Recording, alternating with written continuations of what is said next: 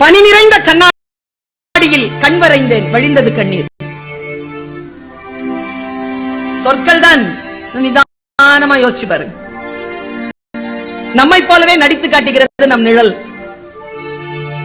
அந்த மயானத்திற்கு உயிர் தந்தது ஒரு பிணம். எந்த கிளி ஏமாற்றி சென்றதோ தாடியுடன் இருக்கிறது ஆலமரம். பளிச்சு பளிச்சுன்னு எழுதுறாங்க, குட்டி குட்டியா எழுதுறாங்க. ஒரு நாவல் எழுதலாம், சின்ன சின்னதா எழுதி வீசிவிட்டு போகிறார். வாயை கிழித்த பின்னும் தொடர்ந்து பேசுகிறது கடிதம். இப்ப இருக்கிற பிள்ளைகளுக்கு தெரியாது. லாரி நிறைய மரம், இறையுடன் கூட்டை தேடும் தாய்க்குருவி. காற்றுக்கு சலிப்பதே இல்லை, ஒரே புத்தகத்தை 1000 முறை புரட்டுகிறது. இலையின் நடனம், அதே காற்று, இலையின் மரணம். வீட்டுல போய் யோசிச்சா பதறிடுவீங்க.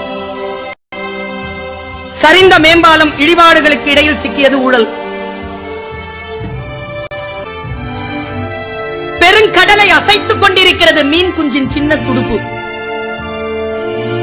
மீன் குஞ்சுதான், துடுப்பு சின்னதுதான், அசைத்துக் கொண்டிருப்பது பெருங்கடல். காக்கை கூட்டில் காத்திருக்கும் இசை, குயில் முட்டை.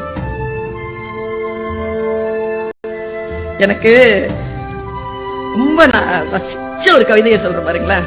உங்களுக்கு தெரியல, நீங்க அந்த மனத்திற்குள்ள நீங்க உள்ள போகணும் கீழே. அப்பதான் அந்த சிந்தனை கூட நீங்க போக முடியும். பாருங்க, ஊதாங்குழல் இசைக்கிறாள் அம்மா, ஊதாங்குழல் இசைக்கிறாள் அம்மா, நடனமாடுகிறது நெருப்பு.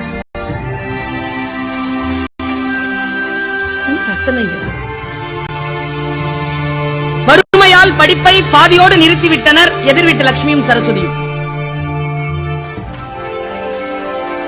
குபேர மூலையின் சுவர் முழுக்க கடன் கணக்கு. யானைக்கு இனித்தது போலவே எறும்புக்கும் இனிக்கின்றன கரும்புகள். விழுந்த பின்னும் பறந்து பார்க்கிறது பறவையின் இறகு. விழுந்த பிறகும் பறந்து பார்க்கிறது பறவையின் இறகு. புகைப்படக்காரரை அசையாமல் நிற்க வைத்தது மலையருவி. மயிலிறகு குட்டி போட்டது பள்ளியின் நினைவுகளை. ரயில் மோதி பிளிரும் யானையிடம் அழிக்கப்பட்ட காட்டின் குரல். உடைந்த பானை, மிச்சம் இருக்கிறது கொஞ்சம் தண்ணீர்.